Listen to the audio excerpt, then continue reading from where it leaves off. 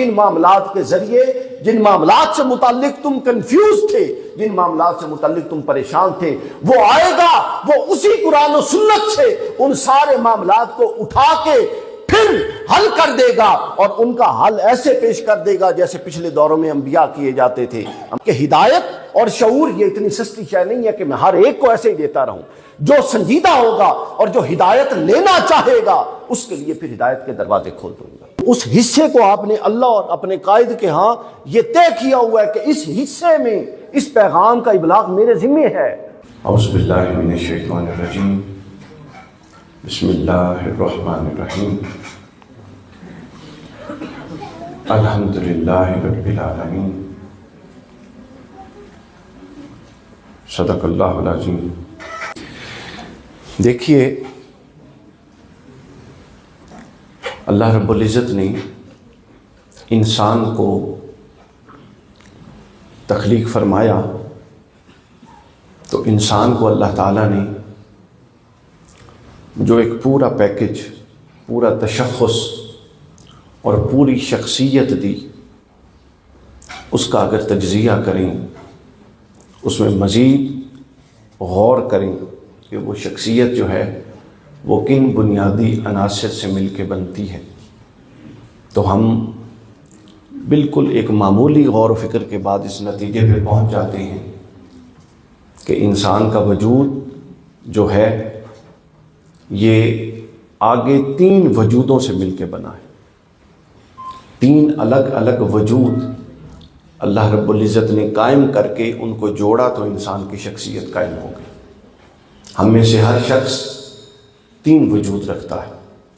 ایک یہ وجود جسمانی، جسدی وجود جو آپ میرا دیکھ رہے ہیں، میں آپ لوگوں کا دیکھ رہا ہوں۔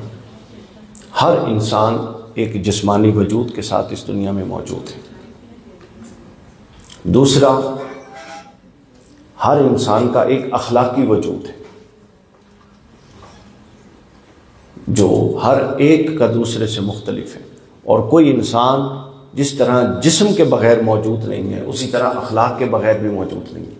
وہ اچھا ہو یا برا ہو یہ ایک الگ بات، لیکن ہر انسان ایک مستقل، جس طرح جسمانی وجود رکھتا ہے اسی طرح مستقلاً ایک اخلاقی وجود رکھتا ہے۔ اور پھر تیسرا جو وجود اللہ رب العزت نے انسان کو دیا وہ انسان کا فکری وجود ہے، انٹلیکچوئل پریزنس۔ ہر انسان غور و فکر اور سوچنے سمجھنے کی اپنے تئیں مختلف جہت اور مختلف شکل رکھتا ہے۔ اگر اس ہال میں 200-250 لوگ موجود ہیں تو ان میں سے 2 بھی ایسے نہیں نکل سکتے جو ہر حوالے سے یکساں سوچتے ہوں۔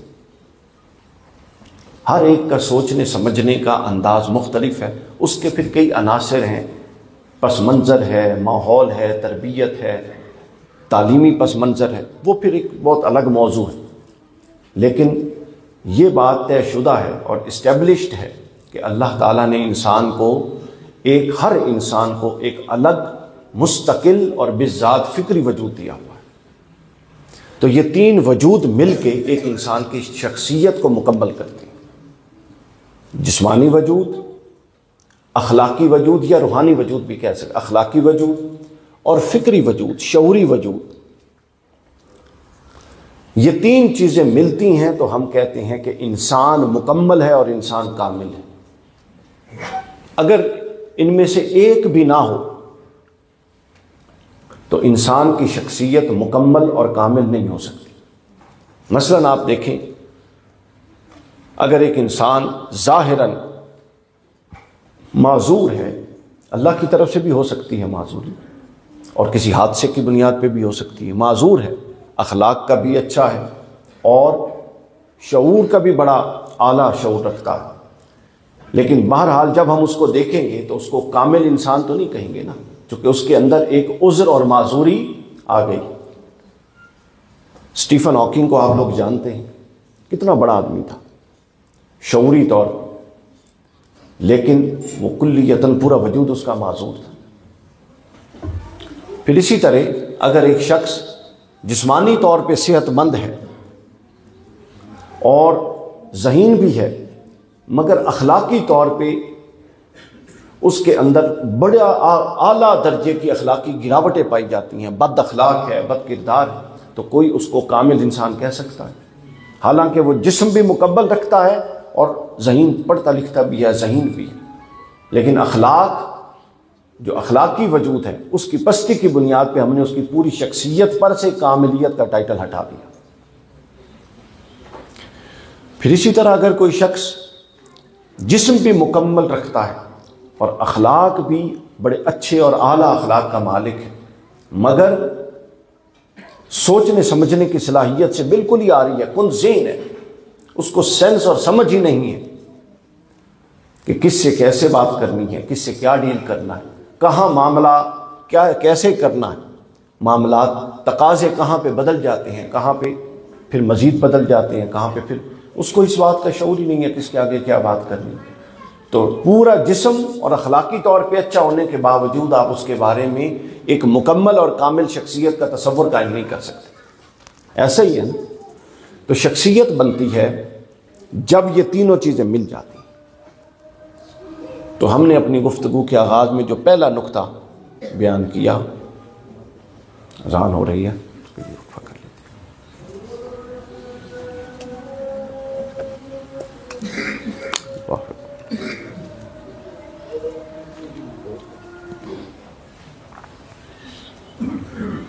تو ہم نے چونکہ ایک اذان سننا واجب ہے، سن لی ہے، آپ کوئی اذان اگر ہو بھی صحیح تو ہم گفتگو کو جاری رکھیں۔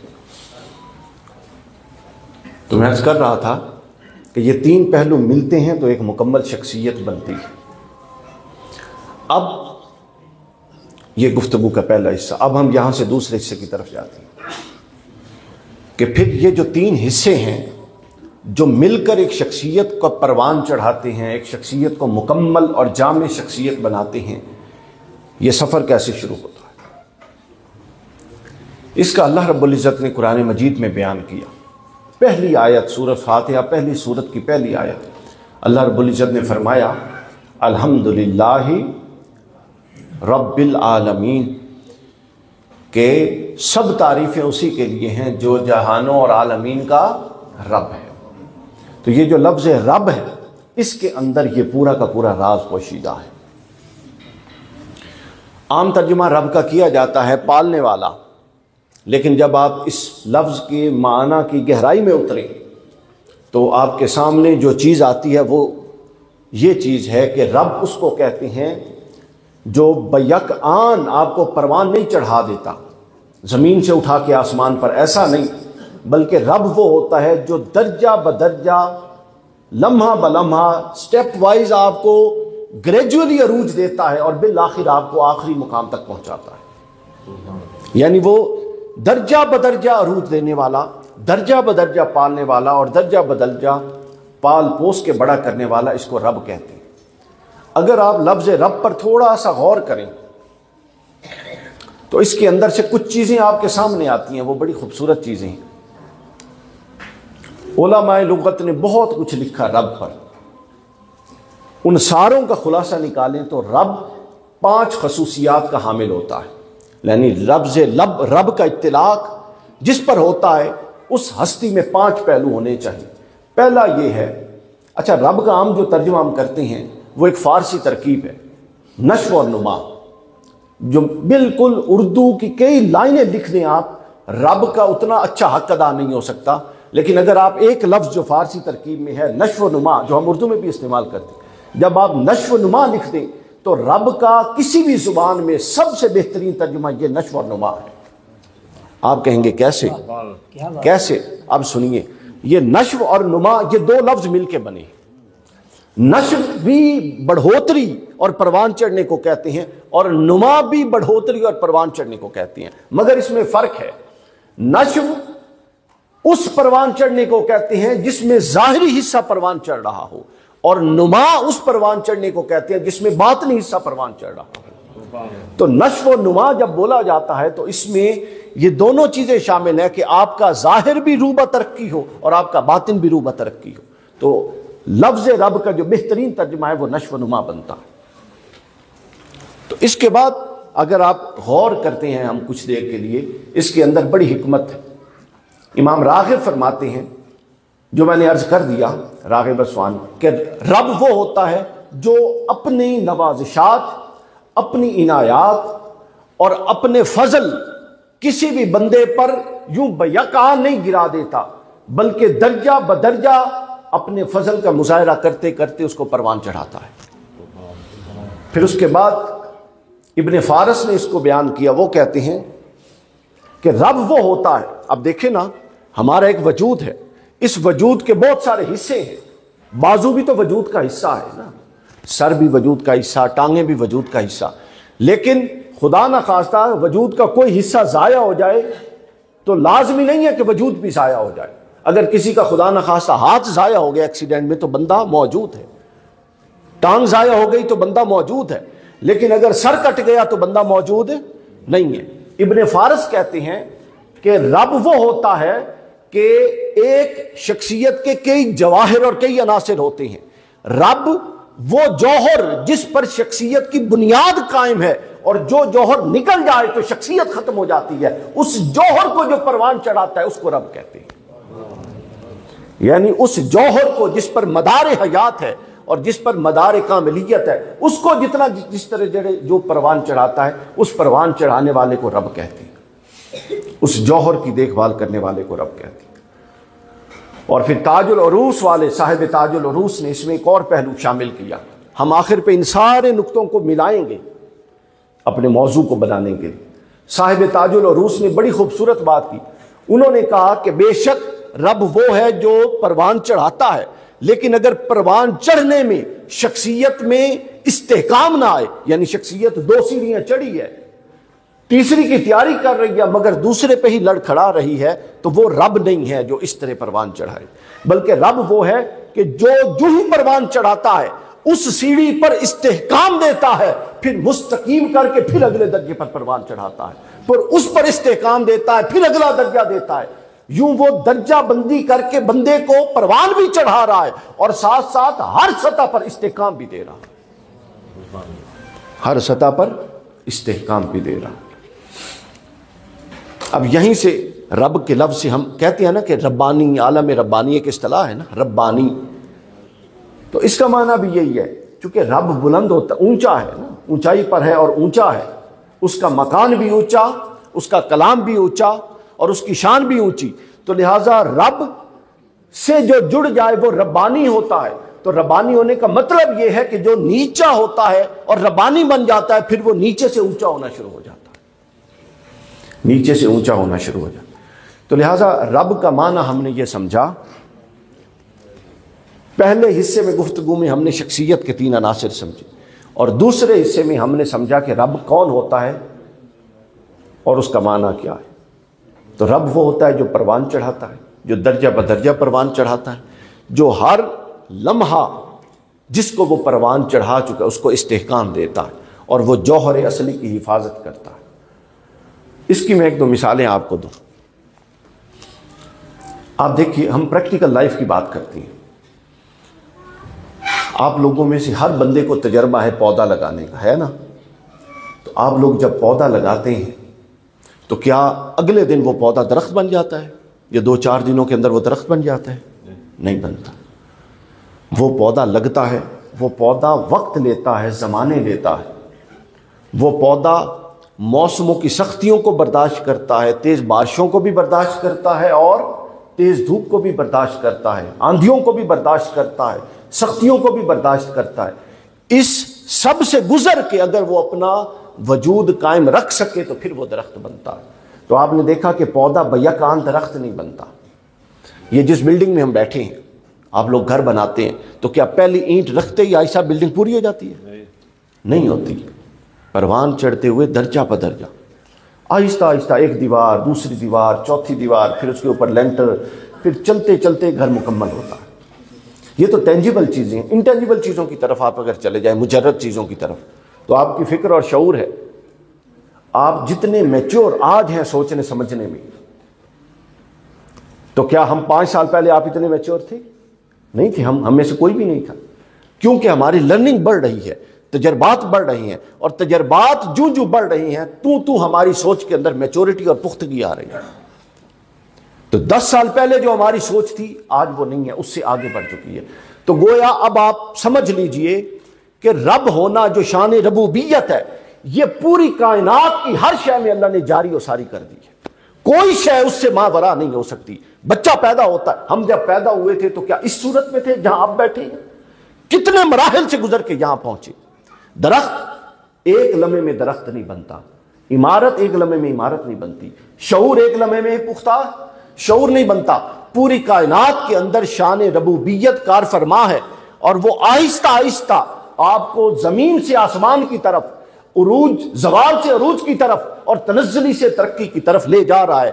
یہ رب کی شان ربوبیت ہے کہ اس نے ہر ایک کے لیے زوال سے عروج کا ایک سفر طے کر دیا ہے، طے کر رکھا ہے، اور اس کی طرف ہمیں بلا رہا ہے، اس کی طرف ہمیں بلا رہا ہے۔ یہ تھا شان ربوبیت کا بیانی پہلو۔ اب رب کا معنی سمجھ کے اب ہم واپس پلٹتے ہیں اپنے موضوع کی طرف کہ ہم نے شخصیت کے 3 حصے ڈسکس کیے تھے۔ اب جب شان ربوبیت ہر شے میں جاری و ساری ہے تو ظاہر ہے انسان پر بھی جاری و ساری ہے، اور جب انسان پر جاری و ساری ہے تو ظاہر ہے انسان کے پھر تینوں وجودوں پر بھی جاری و ساری ہونی چاہیے۔ ہمارا وجود بھی اس شان ربوبیت کے تحت ترقی پانا چاہیے، ہمارا شعور بھی اس شان ربوبیت کے تحت بولیے نا ترقی پانا چاہیے، اور ہمارا اخلاق اور ہماری روحانی قوتیں بھی اس شان ربوبیت کے تحت ترقی پانی چاہیے۔ اب کیا یہ اس طرح سے ہے ترقی پاتی ہیں؟ یہاں آ کے اللہ رب العزت نے اپنے قانون ربوبیت میں ایک تبدیلی کر دی، یہاں آ کے ایک تبدیلی کر دی جو سمجھنے کی بات ہے۔ یعنی آپ یوں سمجھے کہ اب اس نقطے سے ہم اپنے اصل موضوع پر آ جائیں گے۔ یہاں آ کے اس نے تبدیلی کر دی۔ کیوں کر دی؟ چونکہ وہ ایک باشعور ہستی تخلیق کر رہا تھا۔ جانوروں کے لیے یہ تبدیلی نہیں ہے، اصول کار فرما ہے۔ پتھروں کے لیے، پودوں کے لیے یہ تبدیلی نہیں ہے، یہ کار فرما ہے۔ مگر جو باشعور ہستی ہے، جس میں وہ عقل رکھ رہا ہے، شعور رکھ رہا ہے، دانش رکھ رہا ہے، تو اس کے لیے پھر اس نے اس اصول کو تھوڑا سا بدل دیا۔ اب 3 حصے تھے، ایک تھا وجود جسمانی، اور 2 تھے وجود اخلاقی اور وجود بولیے نا روحانی۔ تو وجود جسمانی کے لیے تو اللہ نے فرمایا کہ جس طرح میرا قانون ربوبیت کار فرما تھا وہ رہے گا۔ یہ وجہ ہے کہ آپ 50-60 سال کی عمر کے کوئی بھی 2 بندے اٹھائیں ابھی یہاں سے، تو ان کی آپ دیکھیں گے کہ جو پرورش ہے وہ قانون ربوبیت کے تحت ایک خاص سطح پہ وہ پہنچ چکے ہیں، ان کے اعضاء توانا ہو چکے ہیں، وہ جسم آخری حد تک پہنچ گیا ہے، بال اب سفید ہونے کی طرف ہے، یعنی جو انہوں نے کمال لینا تھا وہ اس کمال پر پہنچ گئے۔ یہ جسمانی وجود پر قانون ربوبیت من کل الوجود جاری و ساری ہے، مگر جو روحانی وجود ہے اور جو اخلاقی وجود ہے اس پر قانون ربوبیت جو کا تو جاری و ساری نہیں ہے، بلکہ اس کے لیے اللہ نے ایک الگ اہتمام کر رکھا ہے۔ اس کے لیے کیا اہتمام کر رکھا ہے وہ سن لیجیے۔ اب رب تو وہ ہے، پالنے والا تو وہ ہے، اس میں تو کوئی شک نہیں ہے، مگر اس نے اپنے کچھ صفات اور اپنے کچھ اعمال خاص نظم کے تحت دنیا میں جاری کیے ہوئے۔ 1-2 مثالیں دیتا ہوں، پھر میں آپ کو اس نقطے کی وضاحت کروں جس پر میں آپ کو لے کر آیا ہوں۔ ہم سب اللہ کو ہادی مانتے ہیں کہ نہیں مانتے؟ بتائیے۔ اللہ کے علاوہ کوئی ہے جو ہدایت دینے والا ہو؟ کوئی ہدایت نہیں۔ اللہ ہادی ہے نا؟ تو کیا اللہ آپ کے پاس آیا ہے ہدایت دینے کے لیے؟ نہیں آیا، میرے پاس بھی نہیں آیا۔ تو ہادی وہ کہتا ہے کہ میں ہوں، مگر ہدایت دینے کے لیے اس نے ایک نظم اور ڈسپلن بنا دیا ہے، اور انسان کو کہا ہے کہ اگر میری ہدایت چاہیے تو میرے بنائے ہوئے اس نظم و ڈسپلن کو فالو کرے گا تو ہدایت ملے گی، اس نظم سے نکل کے اگر میری ہدایت چاہیے تو وہ ہدایت نہیں دیتا۔ اور وہ نظم کیا ہے؟ اس نے طے فرما دیا کہ میں انبیاء کو بھیجوں گا، وہ میرے نمائندے ہوں گے، ان کو وہ ہوں گے تو انسان، مگر گویا کہ ان کی بات ایسے ہی ہوگی جیسے خدا کی بات ہے۔ وَمَا يَنْطِقُ عَنِ الْهَوَىٰ إِنْ هُوَ إِلَّا وَحْيٌ يُوحَىٰ، وہ بولے گا بھی اپنی زبان سے نہیں، بس وہ میرا نمائندہ ہوگا، میں نے ہدایت دینے کے لیے یہ طریقہ اپنا رکھا ہے۔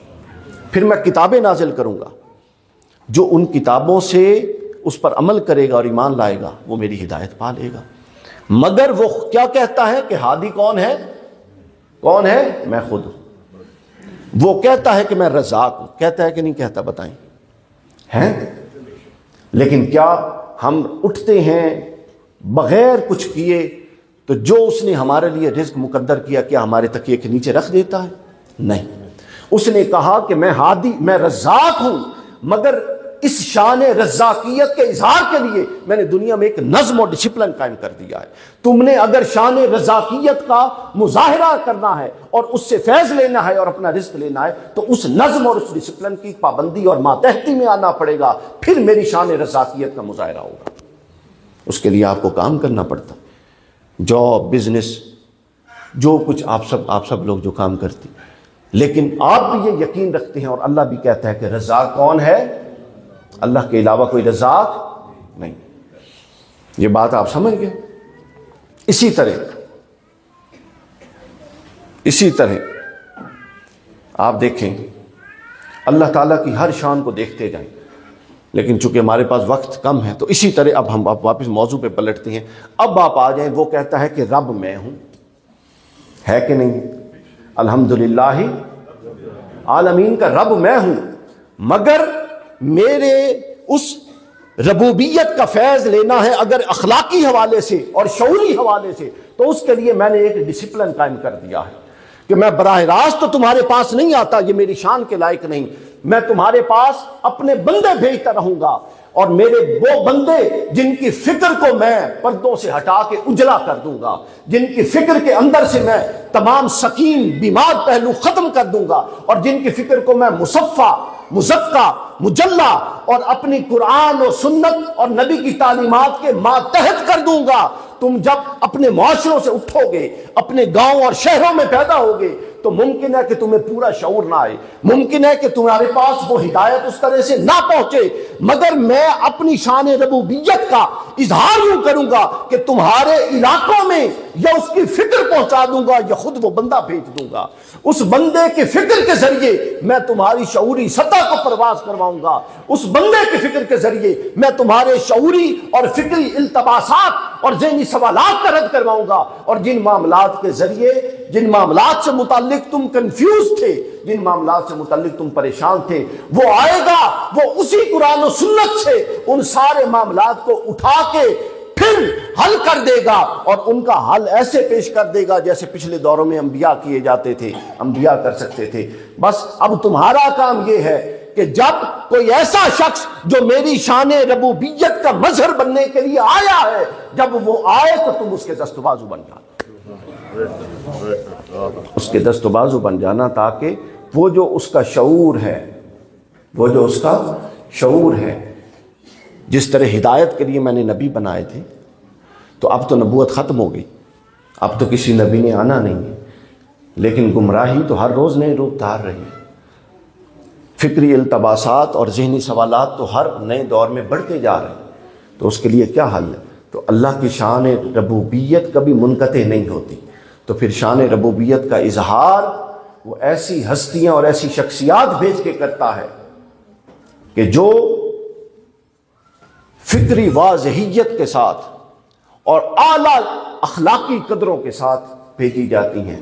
پھر جب بندہ ان سے جڑ جاتا ہے تو اس کو فکری واضحیت بھی نصیب ہو جاتی ہے اور اخلاقی عروج بھی نصیب ہو جاتا ہے، اخلاقی عروج بھی نصیب ہو جاتا ہے۔ آپ تصور کیجئے، آج سے 10 سال، 15 سال، 5 سال یا جس کو جتنا عرصہ ہوا ہے، تو میں آپ کی نہیں بلکہ اپنی مثال لوں، طالب علمی کے دور سے جب سے ہم شیخ الاسلام سے، حضور شیخ الاسلام کے ساتھ جڑے نہیں تھے، تو کیا ہمارا سوچنے سمجھنے کا اور معاملہ فہمی اور قرآن و سنت کے اندر غور و فکر کا جو اب جو سطح اور جو معاملات ہیں، کیا اس وقت یہ تھے؟ سوال ہی نہیں پیدا ہوتا، زمین و آسمان کا فرق۔ پھر جو ایک جستجو ہے اصلاح احوال کی، اپنے باطن کو بہتر کرنے کی، اپنے کردار کو بہتر کرنے کی، اپنے کردار کو روشن کرنے کی، اپنے گھر کو روشن کرنے کی کرداروں کے ساتھ، پھر اپنے اہل و عیال کے ساتھ خیر کا معاملہ کرنے کی، پھر رشتہ داروں کے ساتھ صلہ رحمی کرنے کی،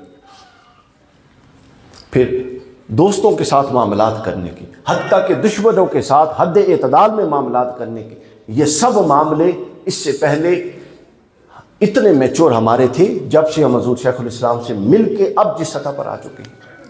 یہ وہ دوستو قانون ربوبیت کا اظہار ہے جو اللہ نے اس دور میں شیخ الاسلام ڈاکٹر طاہر القادری کو بھیج کر کیا ہے۔ تو لہٰذا جو وجود جسدی تھا میں نے کہا کہ اس پر قانون جاری ہے، لیکن جو وجود اخلاقی ہے اور وجود روحی ہے اس پر جاری نہیں ہے۔ اس کے لیے قرآن نے 2 آیات بیان کی۔ قرآن مجید نے فرمایا لیس للانسان الا ما سعی، تو جتنی کوشش کرے گا، میرے بندے تو آتے رہیں گے، تو جتنی کوشش کرے گا اتنا فیض پاتا رہے گا۔ اور آگے فرمایا الذین جاہدوا فینا لنہدینہم سبلنا، پھر جو اپنے اخلاق کو اور اپنے کردار اور اپنے شعور کو بہتر کرنے کے لیے جتنی جد و جہد کرے گا، جاہدوا مبالغے کا صیغہ، جتنی جد و جہد کرے گا، لنہدینہم، تو لام تاکید، میں ضرور بے ضرور اس کے لیے کھولوں گا۔ کیا کھولے گا؟ فرماتا ہے سبلنا، سبیل نہیں کہا، ایک رستہ نہیں بلکہ جمع سبلنا، کئی رستے کھول دوں گا۔ تو لہٰذا ظاہر و باطن کے کئی رستے پھر اللہ اس پر کھول دیتا ہے۔ تو ابھی آپ جس طرح میں نے کہا نا 50 سال کے 2 بندے بلائیں تو ان کی جسمانی وجود دیکھیں، قانون ربوبیت جاری ہے۔ اسی طرح آپ 50 سال کے 2 بندے بلائیں اور ان کی شعوری سطح دیکھیں، ایک کی مختلف ہوگی دوسرے کی مختلف، 2 بندے ایک جیسے ہو ہی نہیں سکتے۔ پھر آپ کسی بھی ایک جیسی عمر کے 2 بندے بلائیں، ان کی اخلاقی سطح دیکھیں، ایک جیسی ہو ہی نہیں سکتی، مختلف ہوگی۔ کیوں؟ چونکہ لیس للانسان الا ما سعی، یہاں پر اس نے ایک چیک لگا دیا کہ ہدایت اور شعور یہ اتنی سستی شے نہیں ہے کہ میں ہر ایک کو ایسے ہی دیتا رہوں۔ جو سنجیدہ ہوگا اور جو ہدایت لینا چاہے گا اس کے لیے پھر ہدایت کے دروازے کھول دوں گا۔ اور دوں گا کیسے؟ میری شان ربوبیت کا اظہار ہے، جیسے میں ہادی ہوں اور میں نے ہادی ہونا اپنے انبیاء کے ذریعے بتایا، جیسے میں رزاق ہوں، میں رزاق ہونا ان امپلائمنٹس اور ان امپلائرز اور ان بزنس کے ذریعے جو دنیا میں نے قائم کر رکھے ہیں، اس کے ذریعے اپنے رزاق ہونے کا اظہار کیا۔ اسی طرح میں اپنے صالحین بندوں کا، اسی طرح میں ربوبیت اور اخلاق اور شعور کے حوالے سے اپنی شان ربوبیت کا اظہار اپنے صالح بندوں کے ذریعے کروں گا۔ اور وہ صالح بندے ہر دور میں آئیں گے، کوئی دور صالح بندے سے خالی نہیں ہوگا، ہر دور میں صالح بندے آتے رہیں گے، مگر زمانے جوں جوں بیتتے جائیں گے تو اخلاقی اور شعوری قدروں پر گرد پڑے گی۔ شعور سے عقیدہ نکلتا ہے اور اخلاق سے عمل نکلتا ہے۔ جب قوم کا عقیدہ بھی تباہ و حال ہو جائے اور عمل بھی زوال پذیر ہو جائے اور وقت گزرتا جائے تو عام بندے تو صالحین آتے رہتے ہیں، کبھی زمانہ خالی نہیں رہتا۔ تو پھر جب وقت زیادہ گزر جائے اور شعور بھی ماند پڑ جائیں اور اعمال بھی پست ہو جائیں، پھر ایک خاص دورانیے کے بعد، ایک صدی کے بعد، وہ پھر ایک بڑا بندہ اٹھا دیتا ہے جو پوری 100 سال کی کمی کو پورا کرتا ہے اور عقائد اور شعور کو بھی بلندی بخش دیتا ہے اور اعمال اور کردار کی بھی اصلاح کر دیتا ہے۔ اور پھر اللہ اس کو اتنی قبولیت دیتا ہے، اتنی قبولیت، وہ روشنی بن جاتا ہے جس طرح اندھیرے میں کوئی چراغ جلتا ہے۔ چونکہ ہر شخص کے اندر ہدایت کی طلب تو موجود ہے۔ اب یہ بڑی غور سے سننے والی بات، ہر شخص میں کوئی شخص گمراہی پر راضی نہیں ہے، بے شک جتنا بڑا گمراہ نہ ہو، یہ قرآن کا فیصلہ ہے۔ ہر شخص کے اندر ہدایت کی طلب موجود ہے۔ اب اللہ رب العزت جو میں نے کہا نا کہ وہ اخلاقی اور شعوری طور پہ اپنی شان ربوبیت کا اظہار ایسے نہیں کرتا کہ خودکار طریقے سے ہدایت اور شعور دے دے، نہیں، اس کے لیے وہ دیکھتا ہے کہ بندہ کتنا سنجیدہ ہے۔ تو اس کے لیے اس کی طریقہ کار اور سنت یہ ہے کہ وہ ایک چراغ رکھ دیتا ہے جلا کے، جیسا کہ میں مثال دے رہا ہوں حضور شیخ الاسلام کی ذات، اور پھر آنے جانے والے پہ چھوڑ دیتا ہے کہ میرا کام تھا روشنی پیدا کر کے تمہارے سامنے رکھ دینا، اب تمہیں عقل دی ہے، کوئی جانور تو ہے نہیں کہ پکڑ کے لایا جائے۔ قرآن مجید نے ہدایت اور انبیاء کے لیے یہ ضابطہ بیان کیا، فَمَنْ شَاءَ فَلْيُؤْمِنْ وَمَنْ شَاءَ فَلْيَكْفُرْ۔ میرا نبی آ گیا ہے، اس نے پیغام دے دیا اور اپنی سیرت تمہارے سامنے رکھ دی، اس کے باوجود تم نہیں مانتے، فَمَنْ شَاءَ فَلْيُؤْمِنْ، اب جس کی مرضی وہ ایمان لے آئے اور جس کی مرضی وہ نہ لے آئے۔ لا اکراہ فی الدین قد تبین الرشد من الغی فمن یکفر بالطاغوت ویؤمن باللہ فقد استمسک بالعروۃ الوثقی۔ میں نے ہدایت و گمراہی کو الگ کر کے رکھ دیا، اب تمہاری مرضی ہے، میں زبردستی پکڑ کے ہدایت کی طرف نہیں لاؤں گا، چونکہ میں نے عقل بھی دی، ہدایت کا شعور بھی دیا دل کے اندر، اور نتیجہ بھی بتا دیا کہ مرنے کے بعد ہدایت یافتہ یہ معاملے ہوں گے اور گمراہوں کے ساتھ یہ معاملے ہوں گے. اتنا کام تو اب تو نے خود کرنا ہے نا انسان. تو وہ چراغ جلا کے اللہ رکھ دیتا ہے. ہمارے دوست پوچھتے ہیں نا کہ اگر ہم اتنے سچے ہیں تو فلانا دشمن کیوں ہیں, وہ فلانا مخالف کیوں ہیں, وہ فلانا مخالف کیوں ہیں. پہلی بات تو یہ کہ ہر مخالف کو بد نیت بھی نہ سمجھا کریں. ہر مخالف بد نیت نہیں ہوتا, اور اگر کوئی مخالف ہے اور بد نیت ہے آپ کے نزدیک تو سمجھ لیں کہ روشنی وہ اللہ نے اس کے مقدر میں نہیں رکھی, چراغ تو جلا پڑا ہے نا. تو یہ ایسے ہی ہے کہ آپ اندھیرے کمرے میں بیٹھے ہوں اور آپ کو ڈر ہو کہ کوئی موذی جانور مجھے کاٹ لے گا, تو آپ اگر اٹھ کے اپنے آپ کو اس چراغ کے پاس لائیں تاکہ آنے جانے والا دائیں بائیں سے نظر آ جائے تو آپ اس موذی جانور سے بچ جائیں گے. تو اسی طرح اللہ رب العزت ان شخصیات کو کیا بناتا ہے, اپنی نشانی بنا دیتا ہے, روشن کر دیتا ہے, اخلاق اور کردار کے ساتھ روشن کر دیتا ہے. یہاں مجھے یاد آ رہا ہے حضور غوث الاعظم سیدنا شیخ عبد القادر جیلانی رضی اللہ تعالیٰ فتح الغیب میں ایک بڑی خوبصورت بات فرماتے ہیں.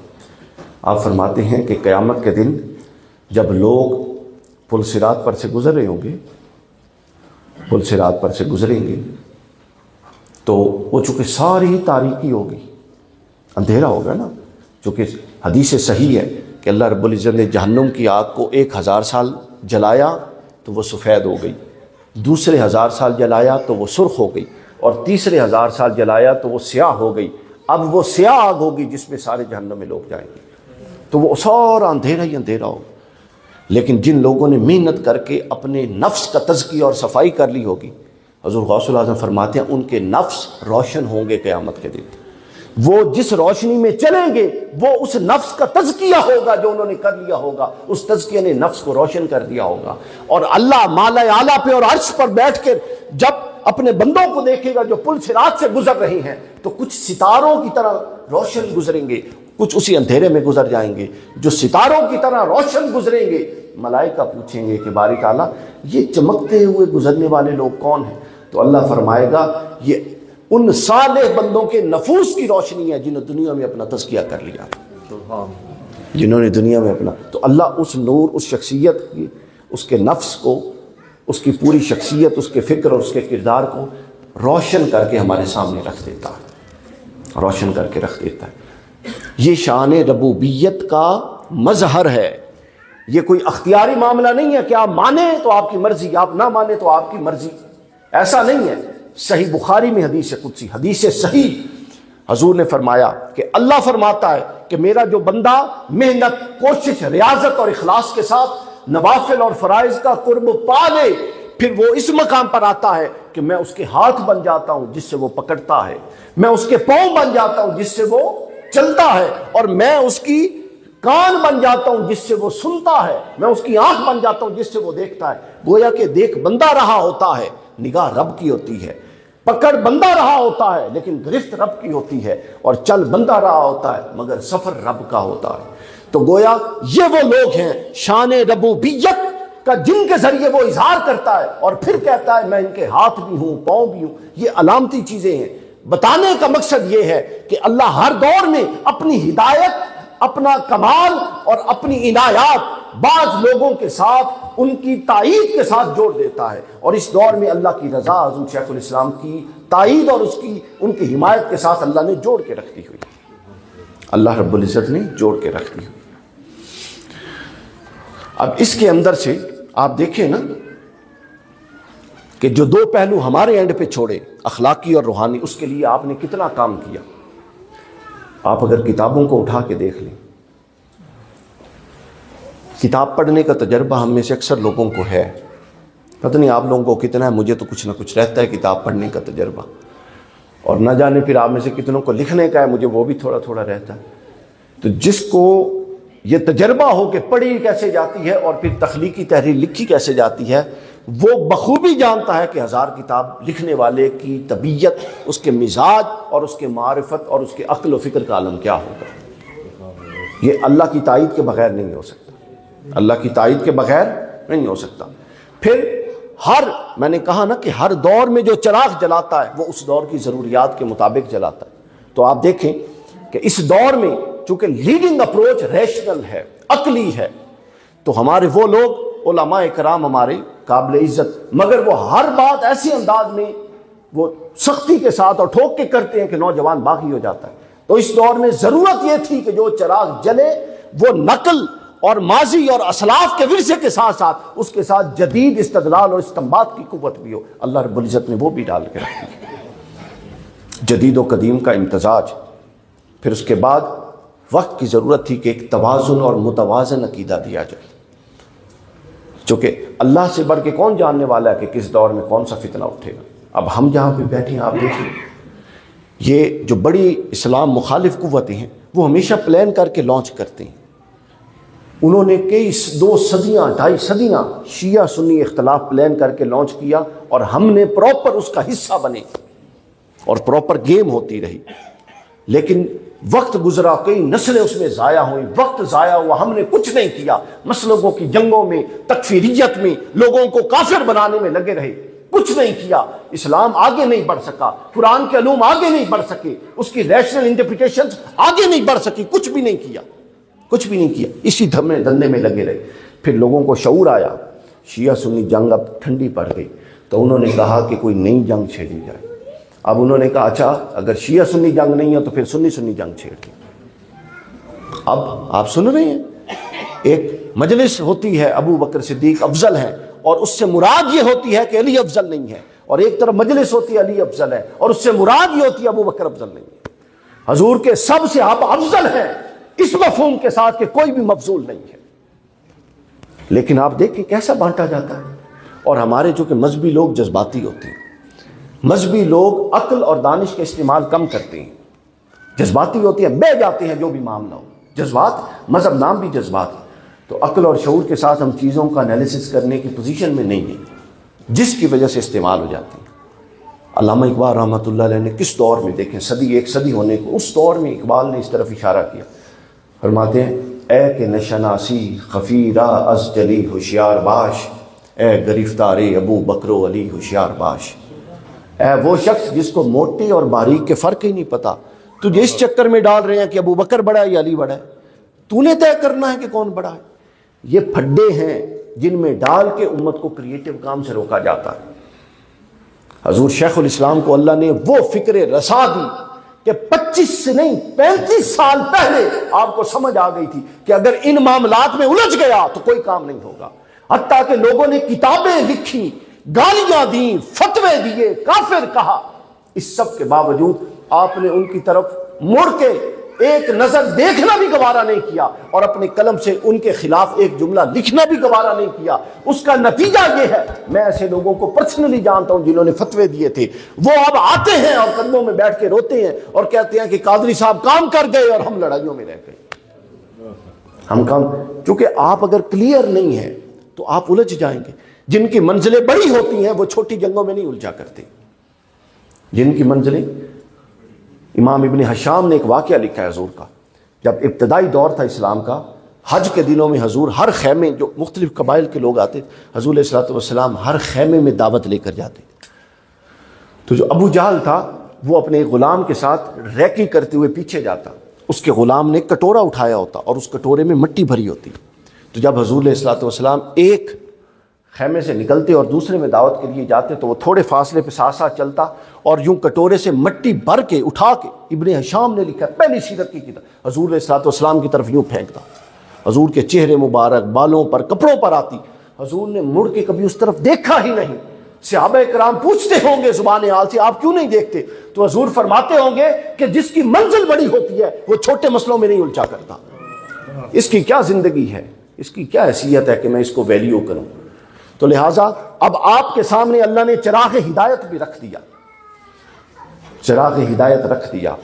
یہاں تک تو تھا اللہ کا کام، یہاں تک تو تھا اللہ کا کام، اور ہم اپنے آپ کو بڑا بلیسڈ بھی سمجھتے ہیں کہ جی ہمیں حضور شیخ الاسلام کی نسبت ہے، ہم عقیدہ صحیحہ پہ ہیں، سو آن، آپ کرتے جائیں ساری باتیں، لیکن اب تھوڑی میں آپ کو اگر کچھ لوگوں کی طبع نازک پہ ناگوار گزرے تو پیش کی معذرت کے ساتھ اب کچھ باتیں کرنا چاہ رہا ہوں۔ آرتھر جیفری ایک بہت بڑا مصنف ہے، مستشرق اورینٹلسٹ ہے آرتھر جیفری، اس نے اسلام کے خلاف بہت لکھا ہے، میں چونکہ یہ چیزیں بھی پڑھتا رہتا ہوں، بہت اس نے زہر اگلا ہے۔ ان اعتراضات میں اس نے ایک اعتراض کیا جو بڑا سالڈ ہے، وہ کہتا ہے کہ اگر مسلمان اس بات کے دعوے دار ہیں کہ ان کا عقیدہ سب سے بہتر ہے تو پھر ان کو سب سے بہترین انسان ہونا چاہیے، ان کو پھر سب سے بہترین انسان ہونا چاہیے تھا، جو کہ وہ نہیں ہے، جو کہ وہ نہیں ہے۔ اب یہ بڑی بات ہی اب اس سے نیچے اتارے۔ اب اگر ہم محبت کا دعویٰ کرتی ہیں، ہم تحریکی ہیں، ہم نے رفاقتیں لی ہوئی ہیں، اگر ہمارے قائد کی سیرت کا ہمارے اوپر کوئی عکس ہی کوئی نہیں ہے، اصل میں ہم نے پورا دین رسم رواج نعرے اور کال پر کھڑا کر دیا ہے۔ وہ رسول اللہ کی ذات ہو تو کیا کہتے ہیں وہ جی، محبت رسول میں جان بھی قربان ہے، لیکن نفس کے اندر سے اٹھنے والے چار خواہشات قربان کوئی نہیں ہے۔ حرام مال جس کے اوپر ہاتھ ڈل سکتا ہے وہ چھوڑنا گوارا نہیں ہے رسول کی محبت میں۔ ہر وہ تصور جو آپ کے دل اور دماغ میں آتا ہے اور رسول اللہ نے اس سے منع کیا ہوا ہے وہ ترک کرنا گوارا نہیں ہے، لیکن جان ہم قربان کرنے کے لیے تلے ہوئے ہیں، کیونکہ ہمیں پتہ ہے جان کسی نے مانگ تھوڑی لینی ہے، نہ کسی نے مانگنی ہے نہ ہم نے دینی ہے۔ تو یہ سب کچھ ہم نے ایک فرضی تصور بنا دیا ہے دین کا، جس کا حقیقت کے ساتھ کوئی تعلق نہیں ہے۔ جب آپ بے بنیاد چیز پر کھڑے ہوتے ہیں تو آپ کی سب سے پہلے شخصیت متاثر ہوتی ہے۔ بطور مسلمان بھی ہماری شخصیت متاثر، اور بطور کارکن تحریک منہاج القرآن بھی ہماری شخصیت متاثر۔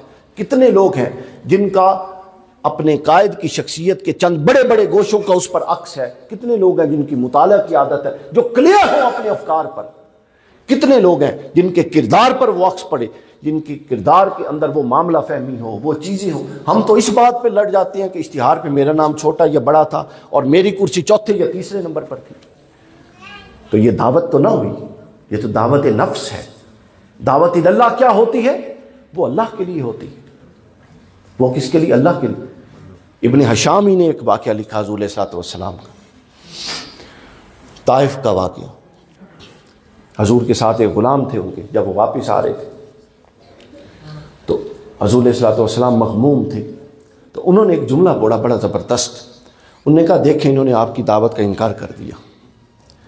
تو حضور علیہ السلام نے اصلاح کی، کیا اصلاح فرمائی، یہ ہماری بھی اصلاح ہونے والی ہے۔ یہ بڑا اہم نقطہ ہے، اس کو پلے باندھ لیں، ہماری بھی اصلاح ہونے والی۔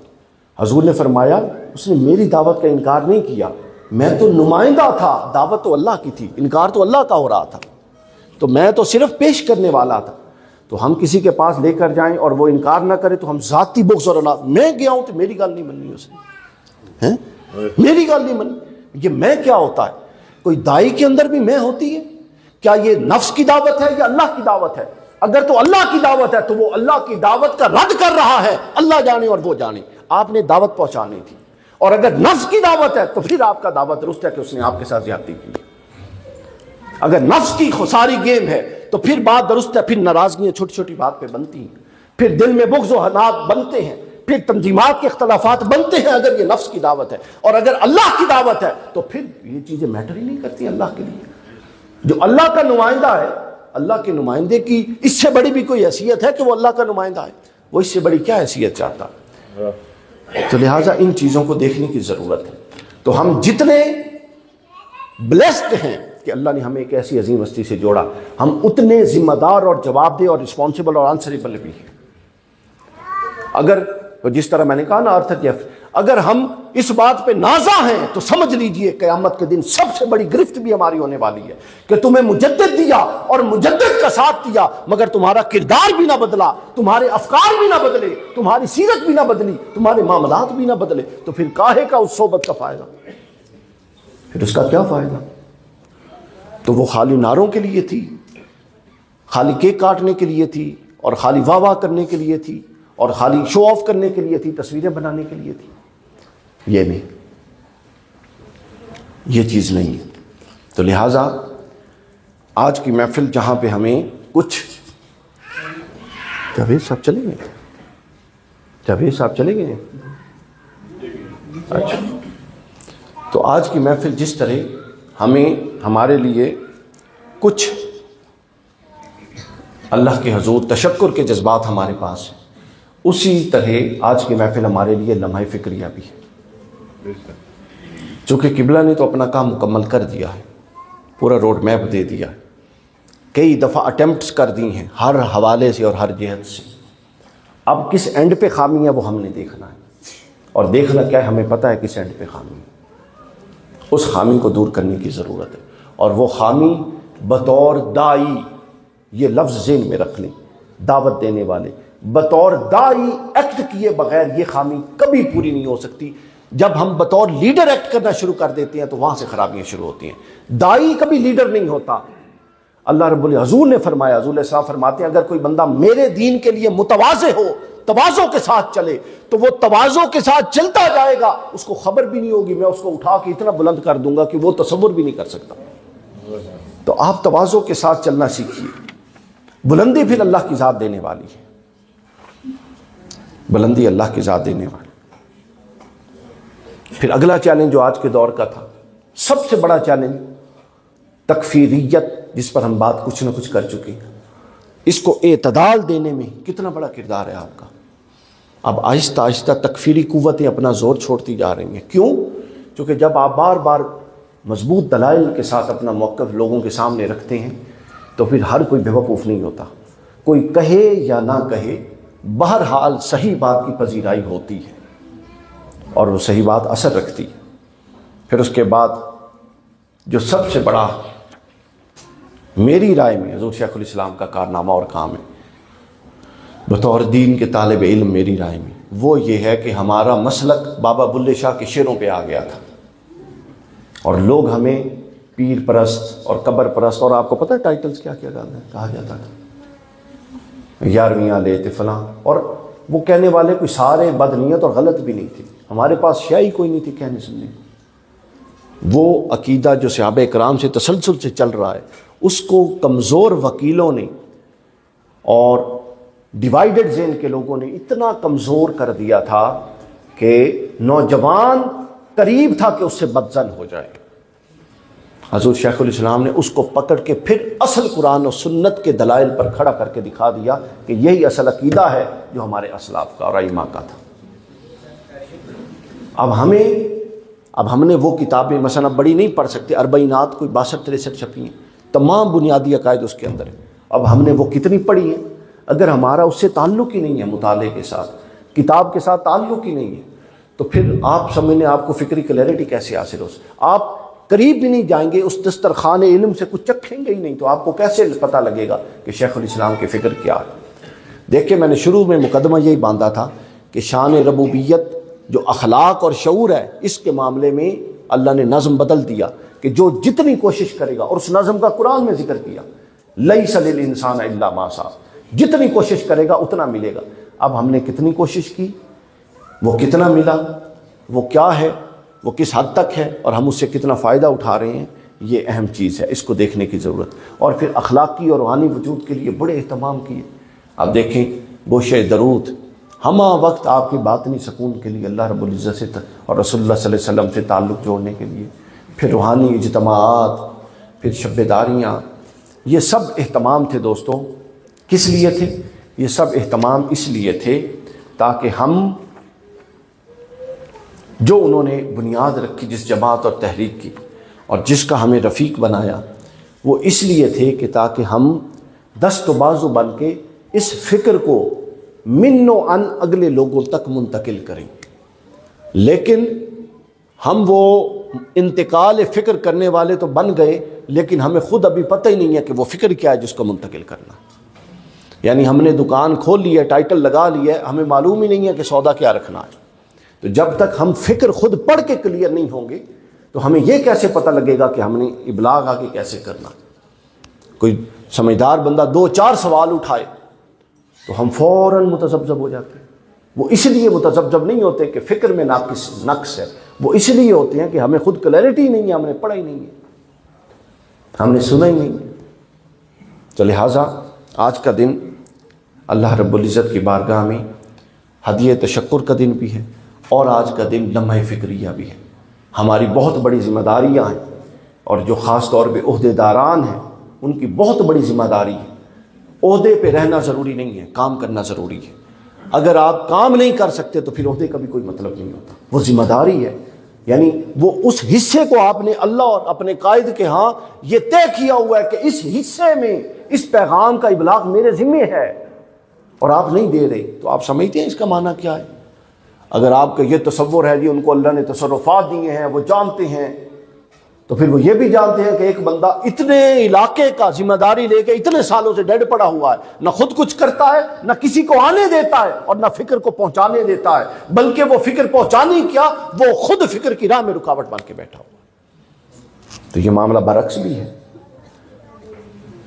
تو میں نے اس لیے قبل پیش کی معذرت کے ساتھ کچھ باتیں کر دیں جو ضروری ہیں کر دیں۔ اللہ تعالیٰ ہمیں حضور شیخ الاسلام کے ساتھ، ان کی فکر کے ساتھ جوڑے رکھے اور ان کی سیرت اور ان کے کردار اور ان کی فکر سے فیض یاب کرے۔ والسلام علینا۔